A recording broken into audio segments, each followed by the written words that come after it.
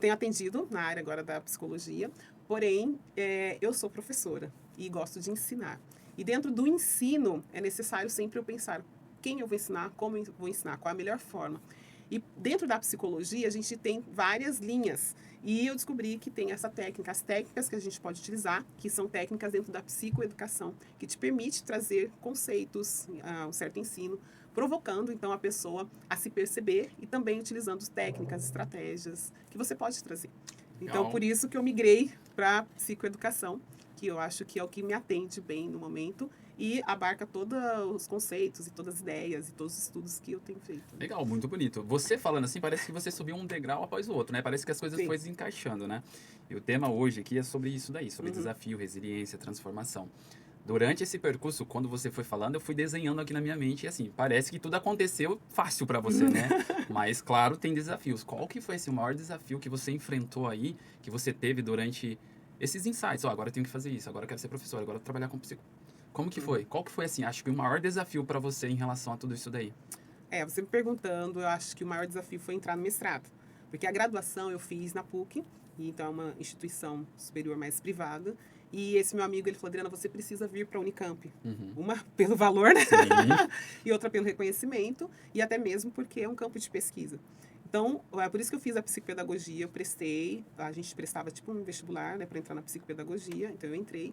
Mas para entrar no mestrado, eu lembro que no grupo tinham poucas vagas, e eu fui pesquisando, e até tinha o meu orientador, né, que foi, ele disse, comigo tem 3 vagas. Então, esse foi o grande desafio, porque ele, um dia na aula, ele falou assim, aluno que os meus orientandos, os meus alunos, eles têm um ritmo de estudo para entrar de 3 horas e meia. E aí eu falei, ai meu Deus, 3 horas e meia. Então, eu não tinha nenhum ritmo de estudo, assim, na constância, todos os dias. Então, eu pensei, bom, se eu quero entrar nesse grupo, e na época não tinha, tem que ser ele ou outro, mas estar, né, no mestrado, eu tenho que desenvolver o ritmo de estudo.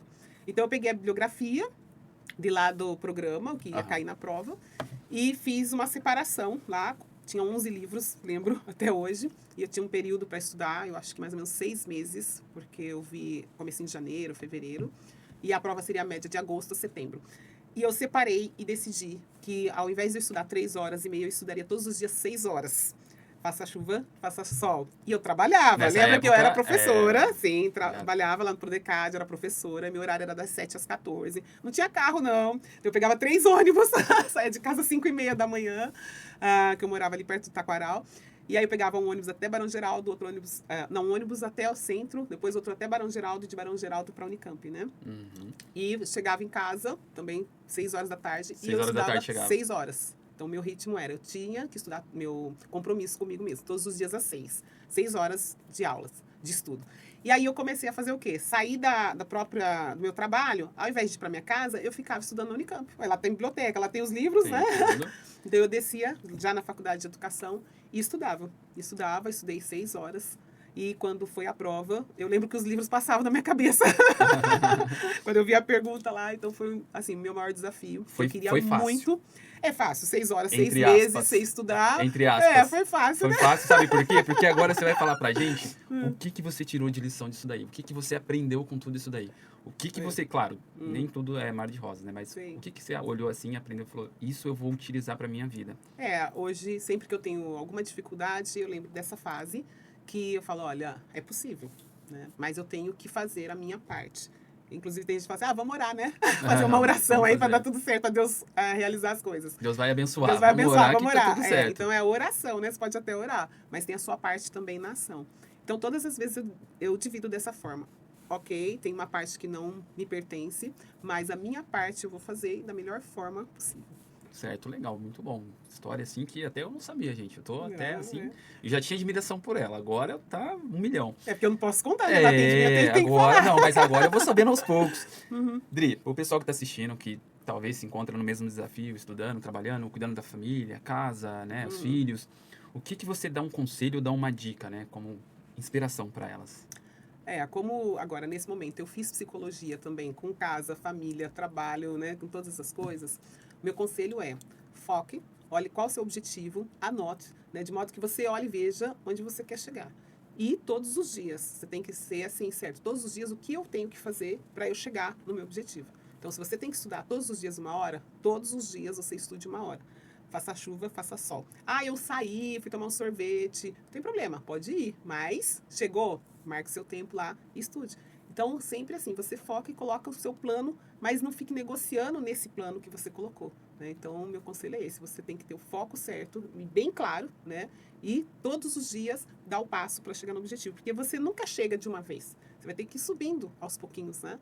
E aí, quando você chegar, por exemplo, um concurso, na data do concurso, você passou pela trajetória. Você fez, você estudou, você vai estar preparado.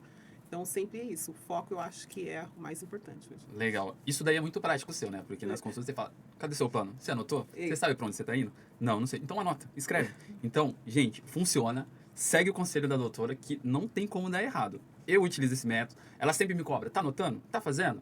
Faça isso, que você vai saber pra onde você tá indo. Então é muito bom. Bom, vamos lá ao que interessa agora. Adri, a gente vai falar um pouquinho sobre resiliência. Primeiro de tudo, explica pro pessoal o que é resiliência. Ok.